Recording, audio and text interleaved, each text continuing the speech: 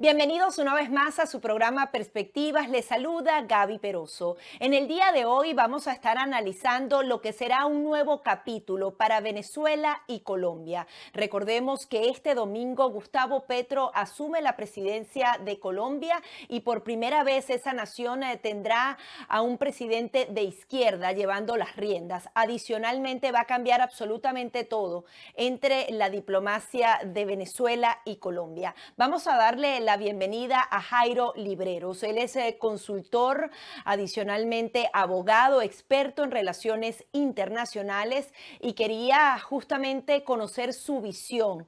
Primero, del lado colombiano. ¿A qué retos se enfrenta su nación en materia de política exterior y en general en materia interna? Colombia, con la administración de Gustavo Petro, se enfrenta a tres retos que son sumamente apremiantes y delicados desde el punto de vista de la estabilidad política de Colombia y de América Latina. El primero de ellos, a restablecer relaciones con tres países que muy seguramente para la comunidad internacional y para Colombia son dictaduras. De un lado, Venezuela. Muy seguramente el 7 de agosto, en el propio discurso presidencial de asunción del poder de Gustavo Petro, se va a conocer el nombre del embajador, del nuevo embajador o de un enviado especial para el restablecimiento de las relaciones comerciales, consulares y diplomáticas. Pero tiene otro frente muy relacionado con la paz y es con la dictadura de La Habana. Colombia va a normalizar las relaciones con Cuba, no solamente desde el punto de vista diplomático, que no están suspendidas, pero sí están en la nevera, pero especialmente para garantizar el buen tránsito del proceso de paz que se avecina con el Ejército de Liberación Nacional, ELN. Y en tercer lugar, hay una relación muy difícil con Nicaragua. Está Daniel Ortega, el presidente Petro tiene claridad que es un sátrapa, pero se requiere una normalización especialmente para garantizar la implementación del fallo de La Habana sobre los nuevos límites en el Caribe que compromete a Colombia, a Nicaragua y a muchas otras naciones del Caribe. Ahí hay un frente muy delicado. Un segundo frente está relacionado con Estados Unidos. Gustavo Petro, como presidente, y los enviados de Joe Biden de Estados Unidos han encontrado mecanismos para acoplar una buena relación. El actual presidente Iván Duque no ha tenido luna de miel con Estados Unidos, particularmente con Joe Biden, tampoco la tuvo con Donald Trump. Es una situación que no se ha manejado bien, pero todo indicaría por los mensajes que vienen de la Casa Blanca que la relación entre Colombia y Estados Unidos va a fluir de la mejor manera. Implementación del acuerdo de paz, vigencia de los derechos humanos, protección de líderes sociales y lucha contra las drogas ilícitas bajo la perspectiva de la salud pública. Ahí hay un frente muy importante que es un reto que no se puede romper. Y el tercero está relacionado sobre el liderazgo que va a asumir alguien en América Latina de la nueva izquierda. Muy seguramente en noviembre, 1 de cada 3 gobiernos en América Latina va a ser de izquierda. Las 6 principales economías de América Latina, estamos hablando aproximadamente del 70% del PIB regional, va a estar a cargo de un mandatario de izquierda. Eso implica una nueva izquierda, pero demanda un nuevo vocero. Algunos analistas en América Latina consideran que por encima de Lula, que no sabemos si va a ganar, o por encima de AMLO, de Alberto Fernández, del propio Castillo o de otros mandatarios de la región como Arce en Bolivia, Gustavo Petro es el llamado a liderar como vocero y como representante de esta nueva izquierda las relaciones con Estados Unidos, con Asia y con Europa. Ahí están los tres retos que tiene Colombia con Gustavo Petro en política internacional. Vamos a empezar por ese último punto que usted señala. ¿Cómo entender ahora a la izquierda en la región? ¿Se trata de ese socialismo del siglo XXI, de la espada de Bolívar, como la decretaba Hugo Chávez, o ellos han ido cambiando en discurso y en estrategia y adicionalmente se han vuelto muchísimo más eficientes? ¿Cómo ve lo que fue el pasado cuando Lula estaba justamente en el poder y estaba Hugo Chávez en el poder y el presente de la izquierda latinoamericana? Esta izquierda es una izquierda distinta, por lo menos en las formas y en muchas cosas de contenido. Hay que tener en cuenta que muy seguramente vamos a tener unos 6 o 7 gobiernos democráticos de izquierda, algunos de ellos del pasado o con partidos políticos del pasado, pero que su lenguaje no es un lenguaje descalificador de una situación crítica con Estados Unidos o por lo menos descalificador de la derecha per se. Algunos se han utilizado esas frases, como Alberto Fernández, para contraponer su gobierno que ha sido desastroso frente a lo que fue el gobierno de Mauricio Macri, pero en términos generales es una izquierda distinta. AMLO, Xiomara Castro tiene el antecedente de su marido Zelaya, que hizo parte del socialismo del siglo XXI. Tenemos a Petro, que viene de la guerrilla del M-19, pero eso ocurrió hace 30 años. Tenemos a Arce, que fue elegido con el MAS, el partido político de Evo Morales. Castillo, que es un outsider que no sabemos de dónde viene, en qué está y para dónde va. ¿Qué quiero decir con ello? Hay unos mandatarios de izquierda que tienen mayor soporte democrático por polémicos que ellos puedan ser y muy pocos vínculos con el pasado, con ese socialismo del siglo XXI que terminó siendo una ideología desastrosa que quebró a los estados, produce grandes crisis humanitarias y unas distorsiones por completo de la democracia liberal en la región. Pero también existe mucho temor generalizado de que algunos mandatarios al llegar al poder se quieran perpetuar en él haciendo uso de esa ideología del socialismo del siglo XXI. Sobre este particular, Gustavo Petro no es ajeno a la crítica. Algunos consideran en Colombia que Gustavo Petro va a seguir los pasos de Álvaro Uribe Vélez, que quien estando en el poder reformó la Constitución para perpetuarse, pero la Corte Constitucional en su segundo intento para hacer tres periodos presidenciales lo detuvo. ¿Y por qué digo esto? Porque la institucionalidad en Colombia aparentemente es mucho más fuerte de lo que ocurrió en Ecuador o de lo que ocurrió en Venezuela, pero las alertas están disparadas. Mucha gente considera que es el retorno del socialismo del siglo XXI. Yo creo que no es cierto y que hay unas diferencias muy fuertes en contenido, en forma. Hay diferencias, pero no son tan sutiles. Tomando en cuenta todo este contexto internacional, Venezuela se tiene que olvidar por un tiempo de esa presión internacional, de esa lucha en contra de las dictaduras, a favor de la democracia, porque si bien van a haber críticas al régimen de Nicolás Maduro, quizás ya no van a haber condenas. Gabriela, es muy buena pregunta. Yo tengo una opinión muy negativa sobre lo que va a pasar con Venezuela. De un lado, Colombia, al reconocer al dictador Maduro como el jefe de Estado de Venezuela, rompe por completo el interés que tenía el Grupo de Lima de sacar a un dictador para que retornara la democracia. El Grupo de Lima desaparece. En segundo lugar, desaparece Juan Guaidó. Es una figura que logró el reconocimiento de casi 60 jefes de Estado a nivel global y que muy seguramente ante el fracaso del Grupo de Lima y ante el fracaso de Guaidó no va a recibir una presión tan fuerte. En segundo lugar, ojo, quien empieza el camino del reconocimiento y de integrarlo nuevamente a la comunidad de naciones no es Colombia, no es Gustavo Petro, es Estados Unidos, que logra establecer unas conversaciones de un lado para suspender cierto tipo de sanciones personales e institucionales en contra de la nomenclatura de Miraflores y en contra de Venezuela. Dos, se busca un fortalecimiento de la capacidad y de la industria petrolera venezolana. Y tres, se trabaja en mecanismos mucho más concertados para garantizar los derechos de la oposición y unas elecciones en el próximo futuro inmediato, libres, transparentes y sin mayores dificultades para que la oposición pueda hacer política en un sistema que difícilmente va a ser reconocido universalmente. Ahí se presenta un punto de quiebre. En el corto plazo, en menos de un año, el dictador Maduro no va a recibir mayores presiones. Quizás algunos países europeos mantengan algunas distinciones, pero veo muy difícil que la comunidad internacional presione a Maduro como lo ha hecho en los últimos 3 años, por dos motivos: por la nueva realidad política en América Latina y en segundo lugar porque las sanciones, las presiones y las limitaciones no han servido para nada. Sí, al bajarse esa presión internacional, el régimen de Nicolás Maduro aprovecha esta ocasión para nuevamente colocarse dentro de la geopolítica mundial. Francia pide que vuelva el mercado petrolero. Adicionalmente, han viajado y ellos han viajado a diferentes zonas del mundo para nuevamente posicionarse como ese suplidor confiable de energía y de alimentos. Venezuela está aprovechando esa ocasión y cómo entra aquí en juego Colombia para tratar entonces de impulsar a Venezuela en estas nuevas relaciones. La situación económica en Venezuela es distinta a lo que conocimos hasta hace la última década. Hay una dinámica comercial diferente. La dolarización de la economía aun cuando no es oficial, le ha permitido mayor trabajo y mayores movimientos a ciertos sectores sociales vulnerables que veían una situación muy crítica. Se ha fortalecido el aparato productivo en condiciones que todavía no son las que conocimos en el pasado, pero sí hay un cambio en la balanza comercial, económica y productiva en Venezuela.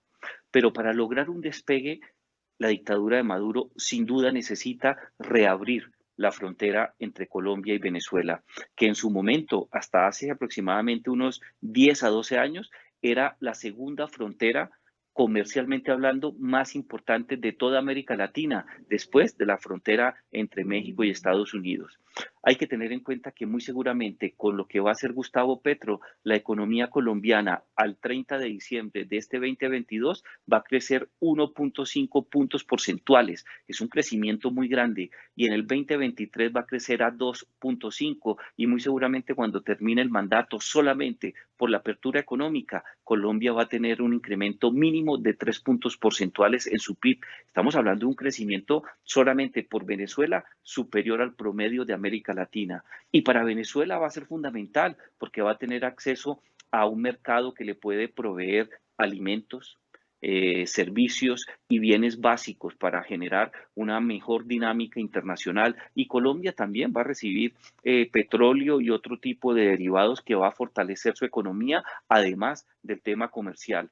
Para Venezuela es fundamental, si piensa recuperar su aparato productivo, tener un comercio mucho más libre, mucho más autónomo, mucho más garantista con Colombia. No se trata de bienes y servicios solamente, se trata también de abrir otro tipo de mercados. Y yo creo que por lo menos en el próximo año y medio, la diplomacia entre la Casa de Nariño y Miraflores va a ser eminentemente comercial. Ahora bien, usted habla de libre comercio, sin embargo, siempre hay que tomar en cuenta que la naturaleza del régimen de Nicolás Maduro es dictatorial, donde adicionalmente no hay garantías jurídicas. El día de mañana alguien puede abrir su tienda en la frontera y luego ser expropiado o sufrir cualquier tipo de atropello. Esto también hay que tenerlo en cuenta y esto también podría influenciar en esas relaciones comerciales entre ambos países. ¿O usted cree que Maduro, en pro del tema económico, va a realmente convertirse en democrático, por lo menos en materia económica? No, Gabriela, nosotros no nos podemos llamar engaños. Maduro es un dictador, Miraflores es una dictadura y tú no puedes esperar comportamientos que estén acordes o por lo menos sintonizados con un Estado de Derecho. En estos momentos, Maduro es el principal interesado en la recuperación de las relaciones políticas, internacionales, diplomáticas, económicas, comerciales, todo lo que tú quieras, pero es un régimen que está fundado en ideas de dictadura, es un régimen autoritario con signos a veces casi que totalitarios. En cualquier momento puede presentarse una dificultad en materia comercial, pero hay un segundo punto que también tenemos que tener en cuenta. Esa dictadura de Miraflores ha protegido en su territorio, no solamente con impunidad, sino con acompañamiento de la Fuerza Pública Nacional Bolivariana a grupos terroristas colombianos, las disidencias de la FARC, el Clan del Golfo, que son paramilitares, el ELN, y también tiene en su territorio presencia de Hezbollah. Ese tema, junto a la incertidumbre jurídica que genera una dictadura, va a complicar mucho la apertura. Si no tuvieran estos dos puntos, muy seguramente la buena relación y una integración comercial sería mucho más clara, mucho más beneficiosa para los dos países. Ya no estaríamos hablando de 3 puntos porcentuales. Algunos analistas hablan de hasta 7 puntos de crecimiento en Venezuela y en Colombia. Ese 3 puntos, que es muy importante, está sopesado todavía bajo las dificultades que va a producir la lucha contra el narcotráfico de esas organizaciones narcoterroristas de bandera colombiana con otros grupos narcotraficantes de bandera venezolana, más lo que ocurre en Venezuela y ante la indefinición jurídica. En cualquier momento, en un arrebato de dignidad, entre comillas, o ante un problema de estabilidad política de la dictadura de Maduro, muy seguramente va a utilizar el discurso de siempre nacionalista, de criticar a Colombia porque ha incumplido algo. Esto es una apuesta que muy difícilmente vamos a tener claridad sobre hasta dónde puede llegar. Hay que tener en cuenta que cuando tú negocias con un dictador, lo que debes esperar siempre es la traición. Y yo creo que en ese punto Gustavo Petro, por más buenas intenciones que tenga, sabe muy bien que en algunos asuntos tiene que ir muy despacio. Y es que precisamente esa frontera que tiene tantas semillas de prosperidad, de buenas relaciones comerciales, está justamente empañada con el tema de la inseguridad. La guerrilla está allí, adicionalmente, ni las Fuerzas Armadas Bolivarianas, que son las venezolanas, ni las fuerzas, los militares de Colombia tienen control de esa frontera. Eso también hay que tomarlo en cuenta porque está en control de grupos irregulares. ¿Cómo lograr ese comercio cuando son unos terceros actores los que establecen cómo se hacen las cosas en materia de seguridad? Gabriela, es muy difícil. Como tú lo dices de manera acertada, los militares venezolanos y mucho menos los militares colombianos controlan la frontera. Eso se llama el ELN y en algunos puntos las disidencias de la FARC. El dueño de la frontera es el ELN. En la frontera venezolana y en la frontera colombiana no manda la fuerza pública de Venezuela ni la fuerza pública colombiana. No nos llamemos engaños. O sea, yo estoy de acuerdo contigo. Ese es un problema que difícilmente se va a solucionar en el corto plazo.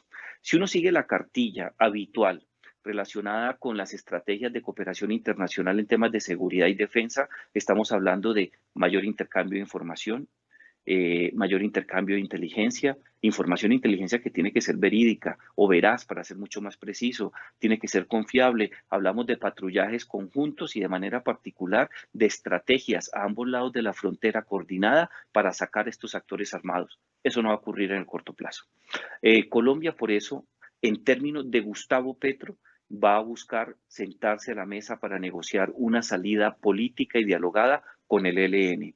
Muy seguramente uno de los primeros viajes que adelante Gustavo Petro va a ser a La Habana. Ya le notificó al embajador de Cuba en Bogotá que necesita como apoyo diplomático que Cuba nuevamente sea la sede de las negociaciones de paz. Dos, esas negociaciones se van a retomar en el punto que las dejó Juan Manuel Santos, quien fuera presidente de Colombia y sacó adelante el proceso de paz con las FARC. Y tres, se requiere el apoyo de Venezuela. Si Venezuela no apoya la negociación con el ELN, este proceso nace muerto. Todo indica que el dictador Maduro ya lo dijo públicamente, va a apoyar esa negociación, pero tiene que meter también un cierto nivel de garantías para el ELN, pero con una espada de Damocles, que si eso no funciona, va a sentir la presencia de la fuerza pública. ¿Lo logrará? No lo sabemos. Yo creo que también es un panorama muy incierto. ¿Cómo entender esas garantías? Nicolás Maduro ha estado respaldando a estos grupos armados. Gustavo Petro respalda a estos grupos armados. ¿Cómo sería el cese al fuego, por ejemplo, cuando se está llevando a cabo la negociación? ¿Quién da qué? La dictadura de Maduro está claro por informes de inteligencia y por investigaciones académicas y también de unidades de investigación criminal en Colombia. Hay apoyo, hay refugio, hay soporte logístico, hay impunidad. Eso lo está haciendo Nicolás Maduro en Venezuela. Dos, Gustavo Petro no apoya al ELN. Gustavo Petro lo que ha ofrecido es sentarse a la mesa para negociar una salida dialogada y que ellos puedan, mediante esa discusión, reintegrarse a la sociedad, como lo hizo el ELN, como lo hizo la FARC, perdón, en términos de justicia transicional de verdad, justicia, reparación y acciones de no repetición. Desmovilizar a esa guerrilla, desarticularla. Ese es un punto que promueve Gustavo Petro y que a la fecha el ELN ha contestado diciendo nos comprometemos a un cese bilateral al fuego. ¿Qué implicaría ese cese bilateral al fuego? No solamente que cesen las hostilidades en contra de la fuerza pública, sino cualquier tipo de vínculo de actividad eminentemente ilícita, control de administraciones locales, secuestro, narcotráfico, rentas ilícitas y cualquier actividad que tenga repercusiones militares o delincuenciales. Dos, Colombia debería respetar, si se compromete en términos de Gustavo Petro, ese cese bilateral. ¿Qué implica eso? Que no habrá persecución policial ni militar en contra del ELN mientras que se mantenga una mesa de negociación política.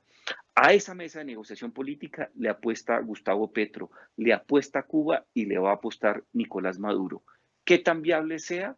Es muy difícil. El grupo guerrillero colombiano que mayores dificultades tiene para controlar sus unidades militares y que mayores dificultades tiene al momento de tramitar una negociación es el ELN.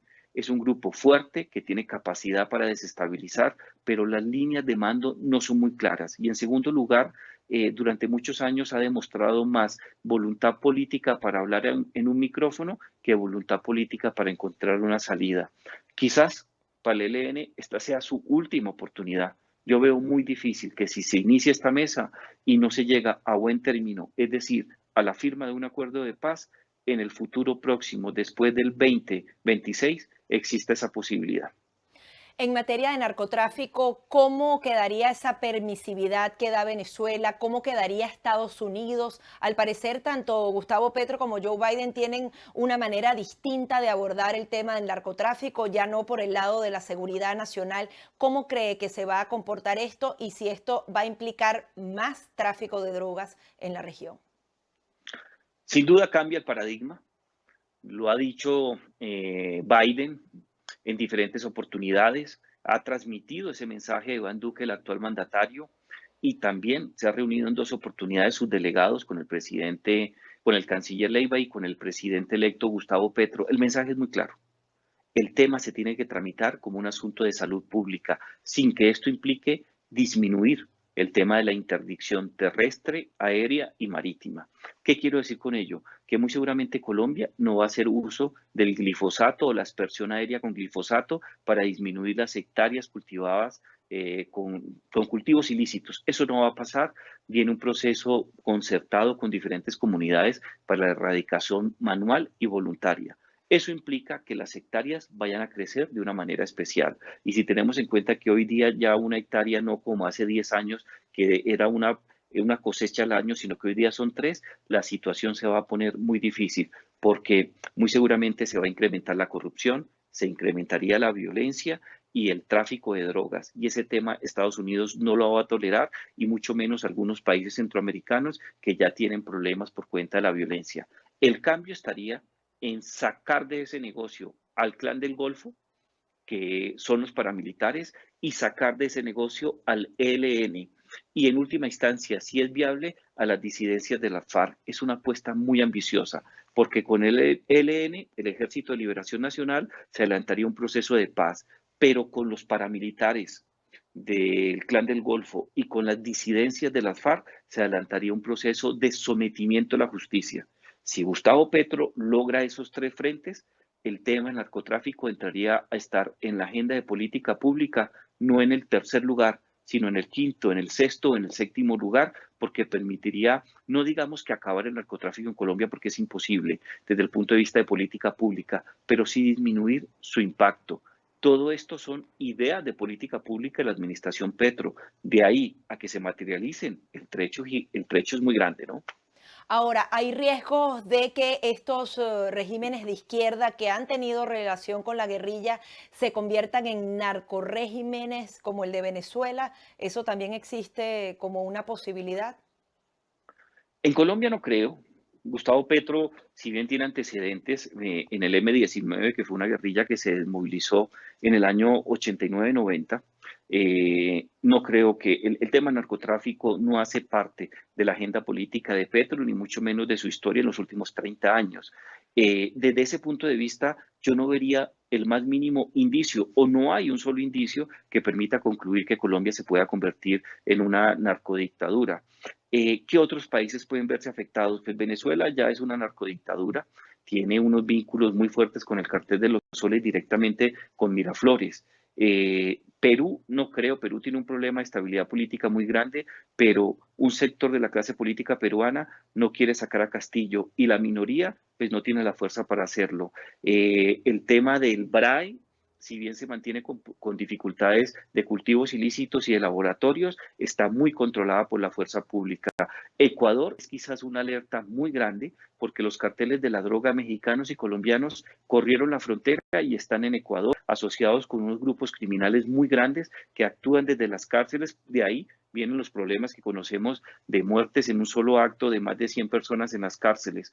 El gran preocupación que existe en América Latina es la capacidad que pueda tener Guillermo Lazo, presidente de derecha, para aconductar esa situación crítica y expulsar a los narcotraficantes. Para eso necesita el apoyo de Colombia, que Colombia está comprometido, y el apoyo de Estados Unidos. En la región yo no veo otro país. Hay dificultades en Guatemala, claro que sí. Hay dificultades en El Salvador, son menores. Hay dificultades en Honduras, En Honduras el tema puede ser muy sensible.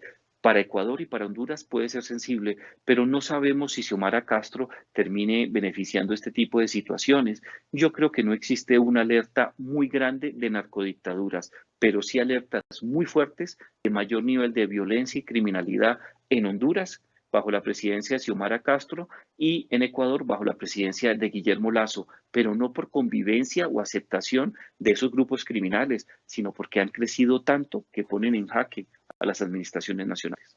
Finalmente, su mensaje a colombianos y venezolanos desde su perspectiva, cómo tomar esta nueva era de las relaciones de estas ambas naciones. Gabriela, yo creo que para Colombia y para Venezuela y un sector muy importante existe drama, crisis emocional y mucha preocupación.